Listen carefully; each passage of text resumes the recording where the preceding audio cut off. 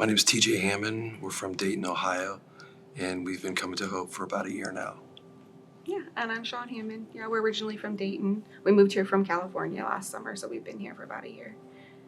So we were in Redding, California, and we had been there for about 5 years. We have family, my sister and her husband and her little boy go here to Hope, and we had been wanting to move to Springfield as just like a next transition or a chapter in our life. And so in June of last year, it was the 9th of June, we packed up, we headed this way, and unfortunately both TJ and I got sick with COVID on the way out here. And then when we got here, we arrived on Sunday the 13th of June, and we both went to the doctor here in town, like an urgent care here in town, and it was confirmed, and put on some medication. Took about a good week or so for me to start to improve and get better, but unfortunately TJ's health started to decline, and he actually was hospitalized for one night. We took him over to Cox Medical Center on the 17th of June, Thursday, and they kept him overnight for one night. Didn't really do much for him. Gave him steroids, gave him some breathing treatments, and put him on oxygen, and then released him on Friday the 18th. And the dates are really they're very like tattooed in my brain, just because that moment is where everything started to change, where things declined very rapidly. And so it was the 18th. So on Monday the 21st, he was having a really difficult time. His breathing was changing a lot. He was starting to hallucinate. He was starting to have really, really bad panic attacks. And I just knew that there was something really, really wrong. The oxygen wasn't supporting him. And so he was very adamant about not wanting to go back to the hospital, because he did stay that one night of the week prior, and it was just a really miserable experience for him. But I do believe that a lot of that was because he wasn't in his right mind either. But I just knew my son and I had to make we had to make a decision, and we're just like, we can't take care of him with as sick as he is. We know there's something more. We need to take him back to the hospital. So it's really interesting. Again, they seem like small details, but they're all seriously so part of the story, just little things that are woven in, because we didn't have a family doctor or anything yet. Of course, we'd only been here for a week and a half. And when I had called back up to the hospital to ask them, my husband is not doing better. He was there. I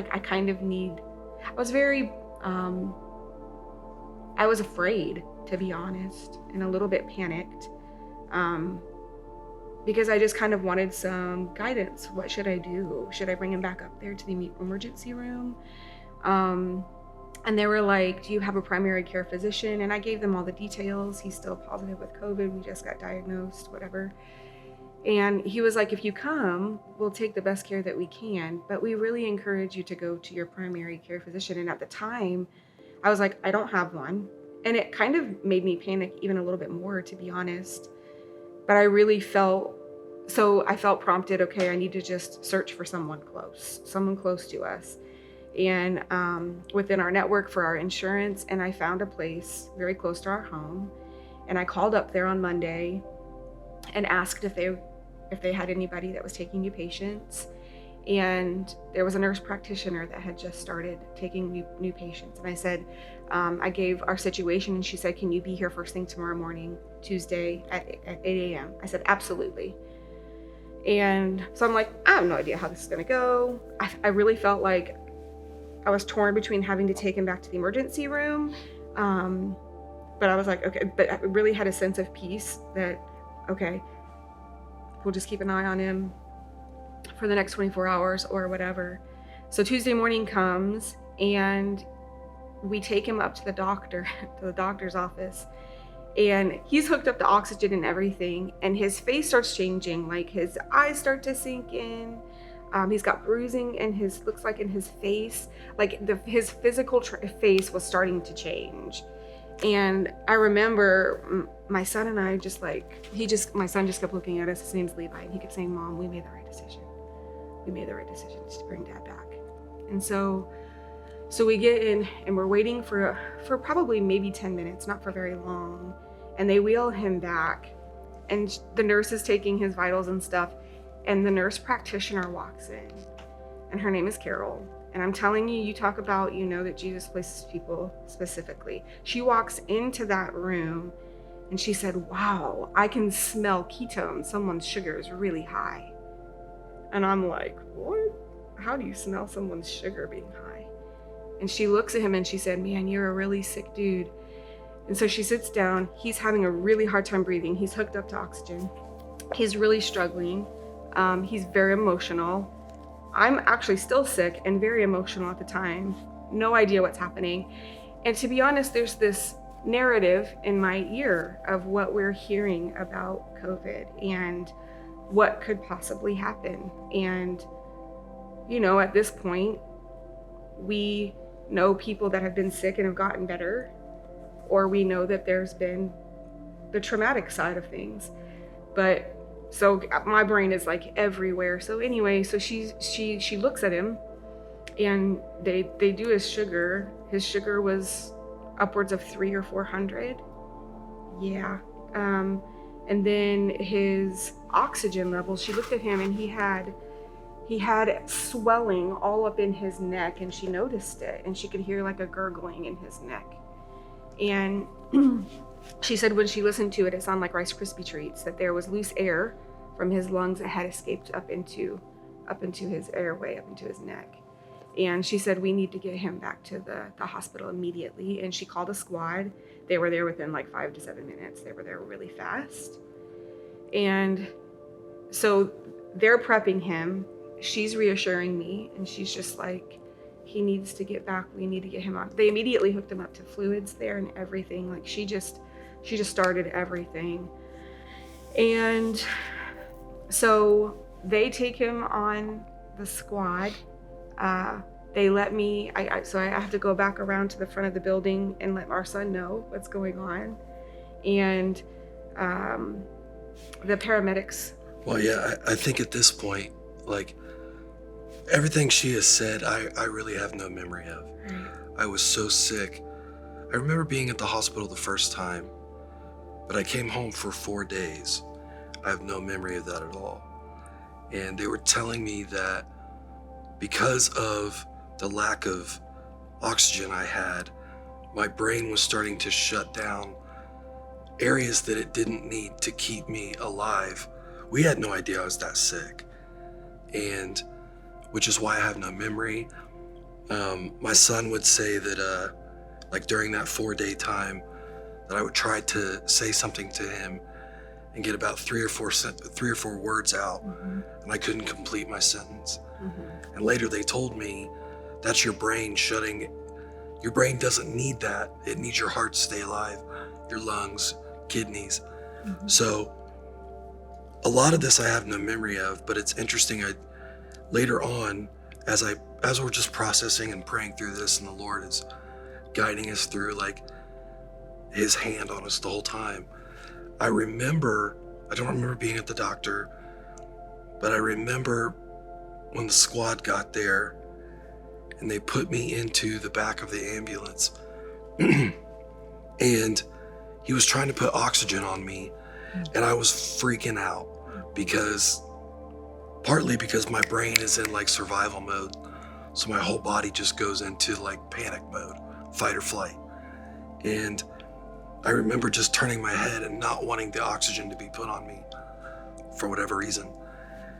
And behind me was an EMT, and I'm laying there and I look up at him, and he said, "Mr. Hammon, if we don't put this on you, you're not gonna make it." And I remember it was like the Lord just lined something up in my body where I was like, okay, this is for real. Like, I don't just have a cold. Like, this is life or death. And I remember just kind of laying back and just relaxing and letting the EMTs do what they needed to do. But it's interesting how, like, the Lord protected me from so much trauma, yet, like, I remember kind of speaking to the Lord, like, okay, if there's anything in my life that I need you to forgive me, like, it was just almost this moment of, like, this might be it. And I just remember aligning my heart with the Lord and saying, like, if there's something in me that, like, remove bitterness, remove unforgiveness, remove anything, only because that I just had that revelation of this big deal. So I hadn't gotten to that place yet. Oh, sorry. No. Meaning I hadn't been like, this is a big deal. Oh. I'm thinking, okay, he needs some oxygen. They're going to take him to the emergency room. He might spend a couple of days in the hospital.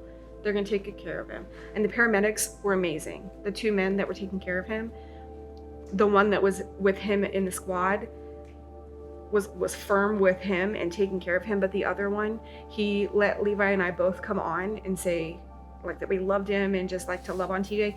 I even gave TJ, I put his cell phone by his bed, and I'm like, that way he can text me later, you know, because last week when he was in the hospital, he was messaging me the whole time. So I'm like, that's okay. He's going to get to message me and let me know how he's doing and all of that. So I put his wallet and his phone there. I'm going to make sure he had them. And then I step off of the ambulance, and the other EMT was like, I'm just letting you know that this is a really, like, we're going to take really, really good care of him. And I said, can I just follow you to the hospital? And he's like, unfortunately, because this is COVID related, they're not going to let you come into the hospital. I'm like, okay. And he said, I just want you to know I'm being real. More than likely, they're going to have to put him on a ventilator because his lungs are in really bad shape. And if they don't do something soon, then he runs the risk of other organs starting to fail. And that right there is when, like, everything in me went into complete, like, panic mode, and fear started to set in, and it stayed there for a little while. So they take him, and I felt like I was kind of in a dream. It didn't really feel real. And so again, that whole narrative of when people end up on a ventilator, then that usually means that they don't survive, because that was what we had heard.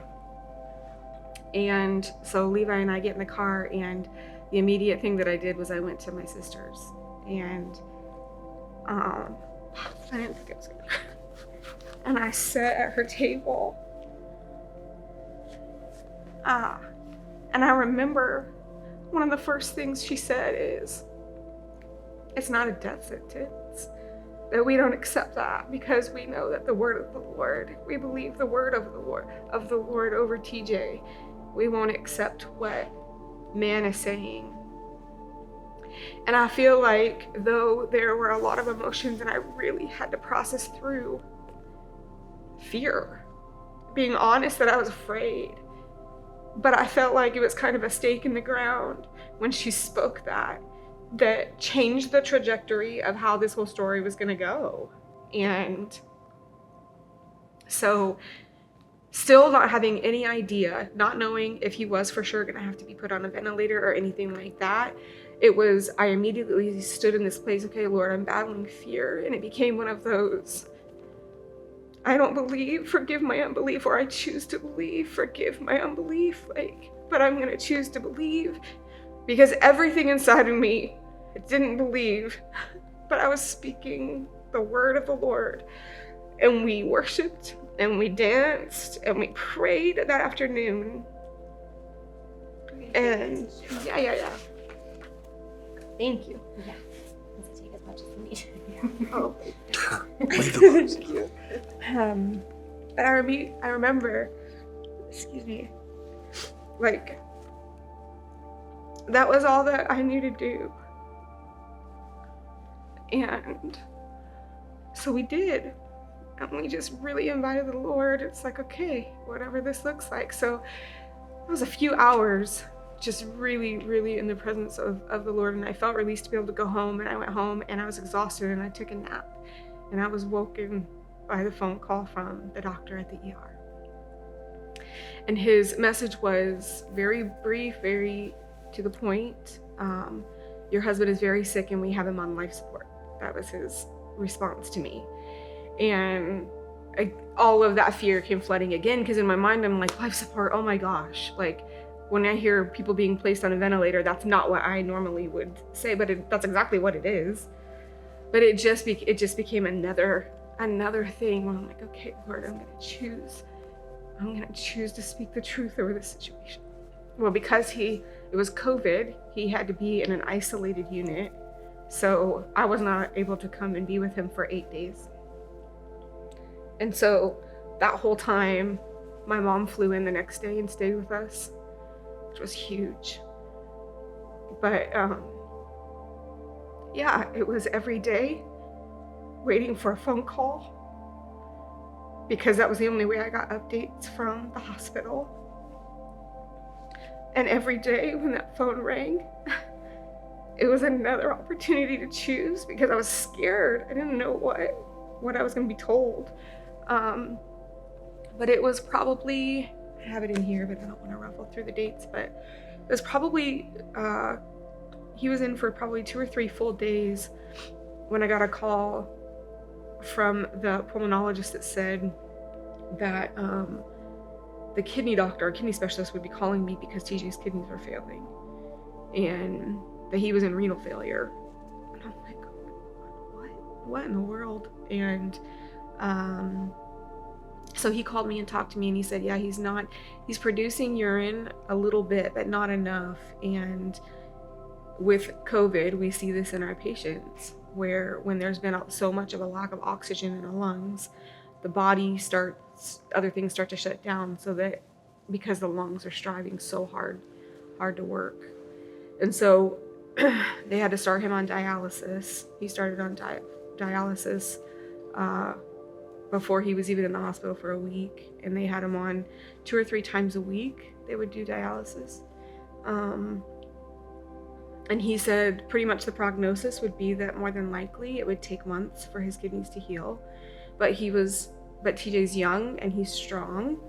And it's just really cool too that there were parts in this that when I reflect back sometimes, but even in the moment when the doctors would make that statement, it was like the word of the Lord, like whether they realized it or not, they were still speaking the truth over who my husband was, that his body is actually healthy, that he's young and he's strong.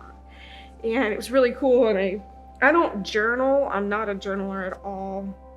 But I really felt the Lord tell me that I needed to do that. And so every day when I would get a chance to talk to the doctors, because you get a phone call maybe once a day, right? And I've got my family and his family that I have to update and inform. And so it was also a way for me to be able to keep track of the information to relay, write down their questions that maybe I couldn't think of myself, to be able to ask the doctors as well. But anyway, so he's in there for 8 days total in the COVID isolated ICU, and then he got moved to the regular ICU on July 1st. It was a Thursday. I remember it very, very vividly. And he was still heavily sedated. They kept him very, very sedated, so he was not awake still. He just got to be. He was in that waiting period because of COVID. And so I remember that day very clearly. I was very scared to come and see him. I was so excited, but I was really nervous because I'm like, I don't know what I'm going to see. I don't know what he's going to look like. And I just remember that day getting there, and there was just so much joy, just like the joy of the Lord when I got into the ICU unit. But the way that it worked, go ahead. How long were you guys, this process, how long was it in total? Like from the time you got admitted the second time to when you were released? He was released on August 17th, so almost 2 full months. 47 days, 57 days? 57 days total. He was on the ventilator for 40 days, which that's actually a really cool story too. But yeah, and also in the process, which just kind of the whole layers of things, he also ended up having to have surgery on his right lung. He had to have what's called a thoracotomy. He was actually released from the hospital and then had to go back to Cox because there was a pocket of fluid pushing up against his right lung, and the cardiothoracic surgeon told us that he's not going. I believe that he will not get better unless he has this surgery, because it was one of those things where it was like, does he have to have this? Is there a way for you guys to remove the infection without him having to have this major surgery? After he's still on the ventilator at this point. And he said, I believe that this is what's keeping him from being able to actually progress with healing. And it was another one of those moments where I'm like, okay, Lord, I believe that that's a prophetic word that this doctor's speaking, whether he realizes it or not, because that's exactly what happened. The day after he had his surgery, it was less than 10 days after that we were in the process of getting him off that ventilator and getting him removed from the hospital. And they moved a liter and a half of fluid off of infection off his right lung.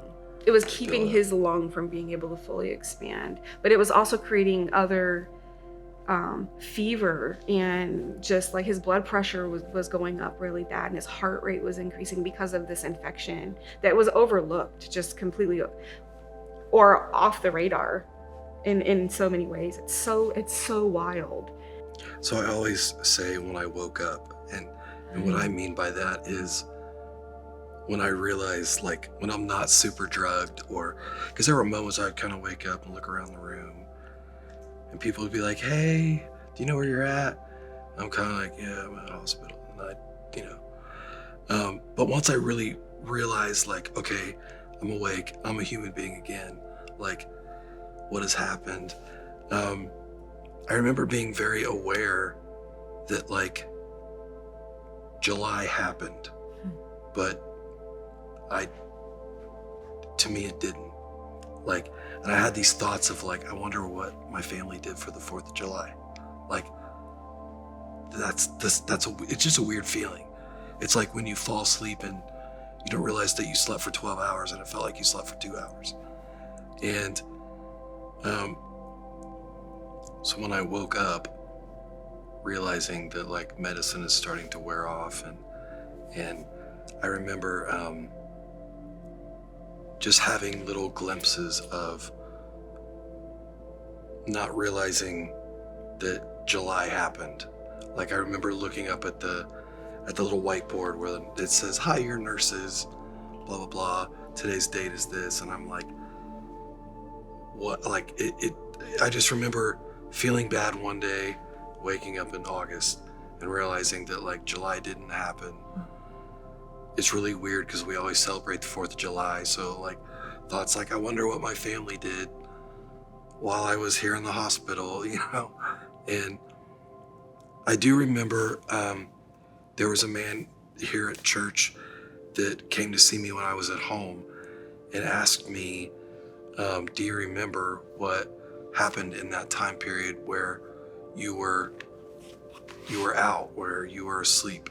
And I told him no, that I don't remember that, and that I was really struggling with that. I feel like the pause button was hit on my life, where we just moved here from Redding, California.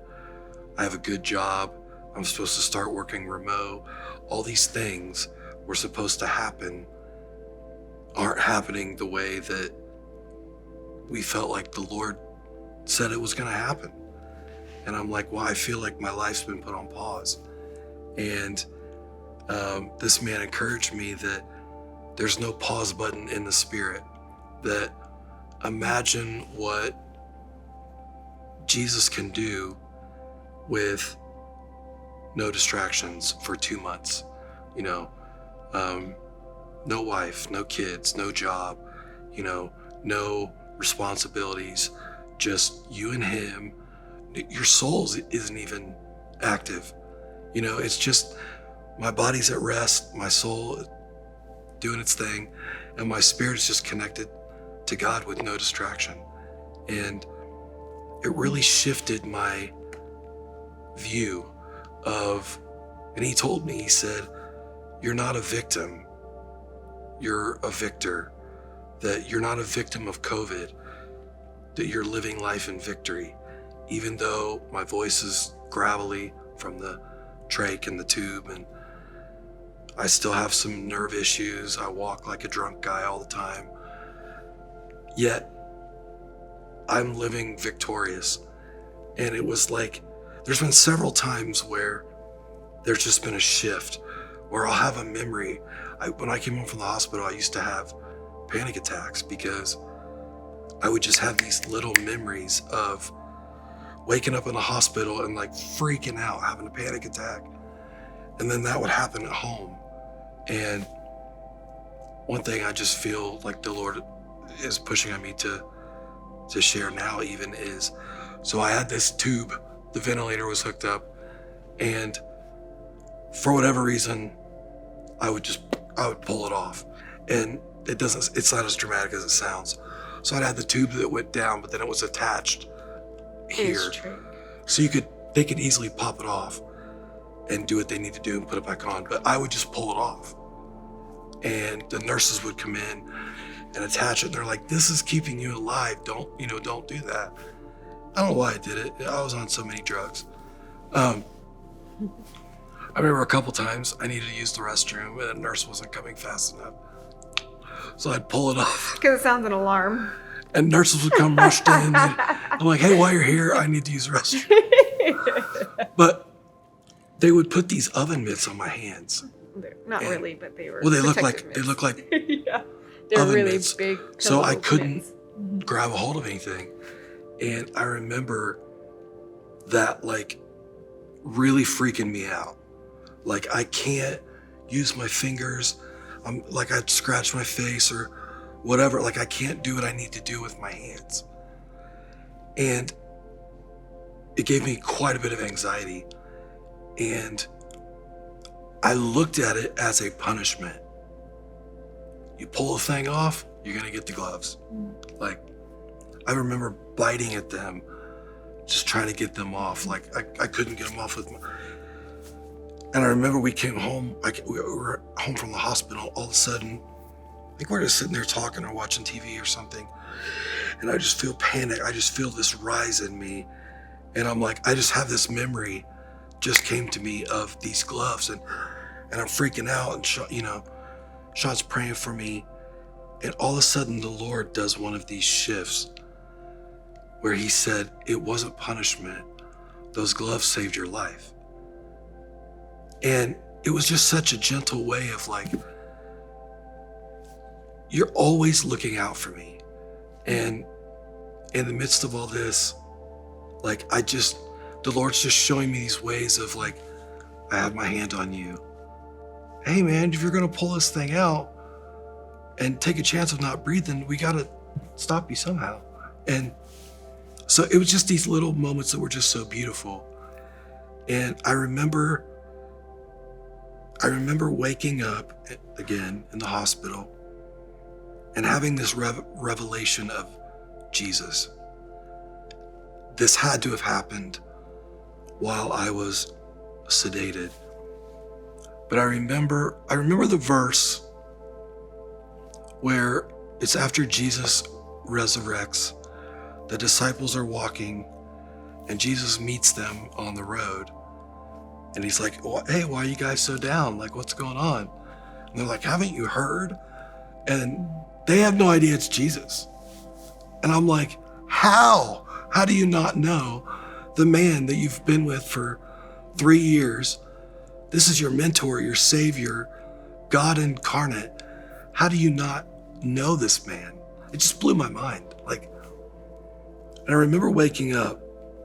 I keep saying waking up. That's my version of I'm a human being, not a vegetable. And realizing I've had this experience with Jesus. I can't explain it. But I remember in the hospital thinking, I know what Jesus looks like. I know this man, but now it's like I've always looked at Jesus from the left side, and it's like he turned his face, and I'm like, who are you? Who is this? I don't recognize you. I know you're Jesus, but I don't recognize you. In a beautiful way, where it was like, I remember telling you, who is this man? Like, what is he doing? And in a way where it's like, seek my face again. See who I am again. And I'm still Yeah, we're still there. going through it. Like, Yeah. like it was just like, I remember thinking, do you have the back of your head? Like, I thought I knew you, but I know that whatever you've done for me, I've never experienced before. And that was the revelation. I call it a revelation. It was like a spark to a fire. It was like, it was the beginning of a revelation of who you are again. And I remember, people would come to me, like Shawn would come every day. We're only allowed to have one person in the hospital. And, one day my son would come, and then, Shawn would come, and they could only be there for like 4 hours. So it was like that time was so precious to have. There was a fight in me that I don't know that I've ever experienced before. So August 4th, I have a picture. That's why it's on my phone. That's why I know. The physical therapist came in and said, all right, we're going to get up and walk today. And so I had to learn how to eat again, walk again. Like, I was only in the hospital for I say only, it was 57 days, but it's like my body forgot everything. I remember like pulling the sheet back and looking at my legs thinking like, whose legs are these? These are not my legs. Like, I think I lost like 60 pounds. It was a lot. Yeah, I had a feeding tube, so I wasn't really eating. Anyhow, so I remember August 4th, the physical therapist came in and said, today we're going to get up and walk. And I've sat on the edge of the bed a couple times, but that was about it. And he helped me stand up, and it was like, felt like my body weighed 600 pounds. Like I couldn't do anything on my own. And what day did I get released from the hospital? 17. So this was the 4th. So I had 2 weeks. I didn't know when I was being released, but so I stood up one day, and it was a miracle. It was great. Sat back down. It wore me out. He came in the next day and was like, okay, we're going to walk. And I remember thinking like, I don't want to compare myself to like war vets that like lose their legs and stuff, but it's like, I had that thought in the movies, right? Where like, okay, I'm going to do this. Like, I know how to walk. I'm going to do this. And I remember standing up and taking 2 steps, like just dragging my feet and like, all right, 2 steps. That was awesome. Set me back down. And he comes in the next day and like, we're going to walk again. And the whole idea obviously is physical therapy, is to get me back in motion. But the idea was I was in Cox ICU, then I was in Select Hospital, step down. And then from there, I'm going to go to another facility for physical therapy and rehab. And I'm like, I'm not doing that. I'm going to fight and do rehab now. So the first day was 2 steps. The next day was 25 steps. The next day was 100. The next day was 300. The next day was like 600. Mm-hmm. So it was like the Lord was just, I went from August 4th to not being able to stand up to the end of the week, walking like both hallways of the hospital. Mm-hmm. It was just incredible, the fight that the Lord put in me. Mm-hmm. One, I wanted to go home. I didn't want to go to another facility. So I actually disqualified myself from rehab. Mhm.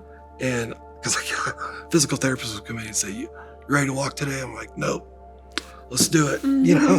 Like I'm not ready, but let's do it. And so I didn't have to go to physical therapy. We found out, I think it was on the 16th of August, you get to go home tomorrow. And all of those things were stressful. And it was like going home was amazing, but I was terrified. Like, how am I gonna get in the car? Who's gonna help me get in the car? How am I gonna get in my front door? Like, we have stairs. Like, how's that gonna happen? Yeah, up at this point, I was excited. I mean, I was so excited. And it's interesting because, like, I was thinking as he was speaking, so his turning point of hope was different than mine. So mine was way before then. And mainly because of, and I really felt like it was important to share this because, first of all, I remember Paul Manwaring, he shares that medical healing is not secondhand healing, right? And because he battled cancer and the Lord healed him of that, but he still had to go through a process. And I remember clinging to, I want a miraculous healing over my husband's body. And it didn't happen that way. But the Lord really, like, to be able to see the medical staff, like, I felt the Holy Spirit really speak to me about make sure you know their names. And I wrote down every nurse that took care of him, every doctor, so I could speak their name out and remember them by name. And I remember, he talked about when he was asleep and he was at rest, and the Holy Spirit and the Lord was just so incredibly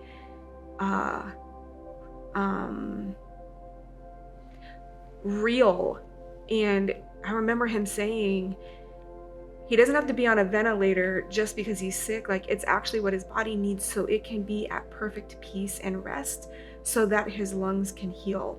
And it was also that shifting in actually what the Lord was doing, that he was actually partnering with our medical staff, who he has gifted incredibly to be able to take care of my husband. These nurses who have seen so much devastation, and these doctors who have seen devastation, and sometimes the information that was being relayed to me from them was just based on what they've experienced, right? And some of those days I would go home and have to be reminded that that's not the truth, that that's not what we're going to stand and believe. That was the process the entire time. But all of these nurses and these doctors, moments when he got released from Cox Medical Center to Select Hospital, there are things, we could be here for another 2 hours to share specific moments with these specific people that the Lord lined up. Nurses that don't normally work certain schedules, but were scheduled or took a shift because they knew they were supposed to come and sit with him.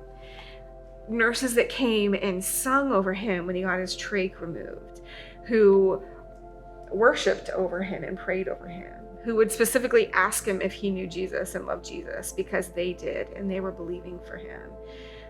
Respiratory therapists that were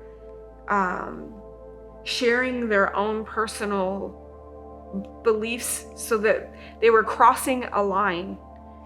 But the Lord was doing something, and we got to talk about the Lord in all of it.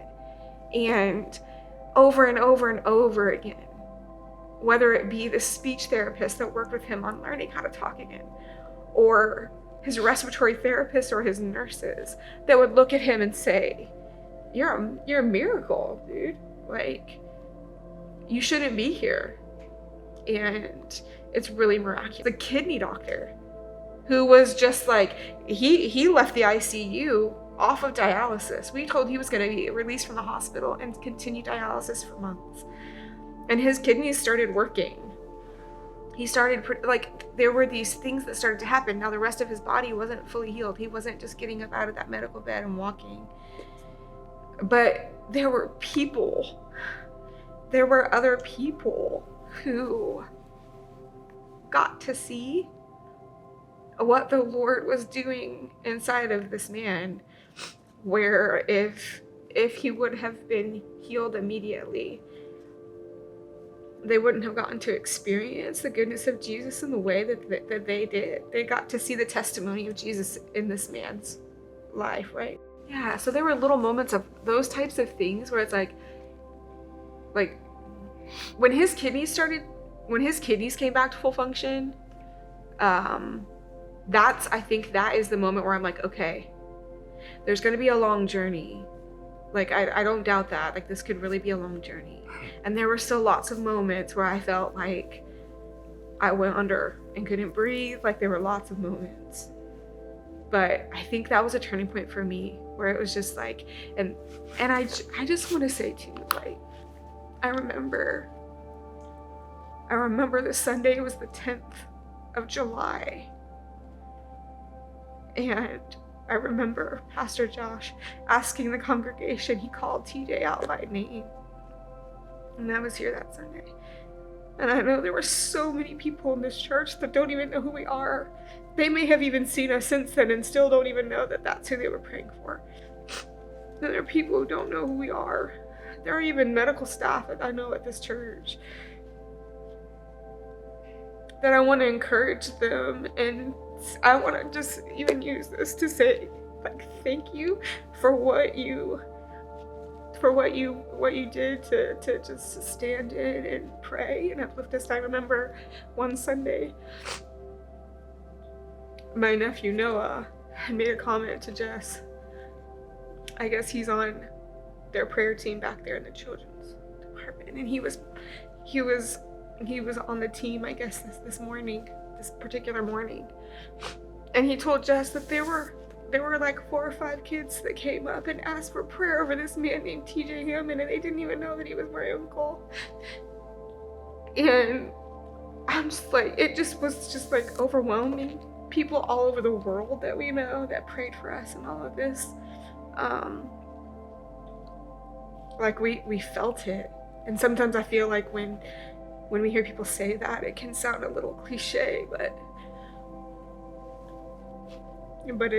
it's real. And I just want to say thank you for that. Like, it still is.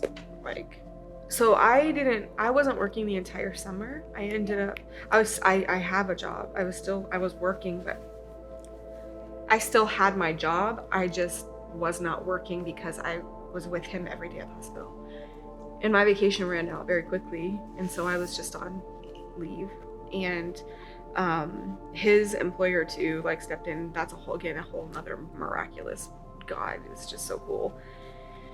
So I think it was in September when Danae had reached out about the Dollar Club, and I didn't even know about it. I didn't even know that it was a thing. But she had said that our family had been nominated for it, and I'm like, wow, like, just that alone, I had no idea there was no expectation. I didn't even know what it meant. And she said, if you just want to see me when you're at church on Sunday, I just have something for you. And we take up a collection and whatever family is nominated. And I'm like, okay. And I remember exactly where I was sitting when she came and sat down next to me, and she handed me a card. It was a gift card it was like a Walmart gift card for groceries, and I just lost it. And then she messaged me later and said, we also have money to be able to pay your mortgage for the month. And the card alone was like, I don't know, it was like, these people don't even know who we are. Like, to sow into a family that you don't know, but you give anyway. And it was just another, like, beyond that there wasn't an expectation, but it was just the love of Jesus so much, just completely outpouring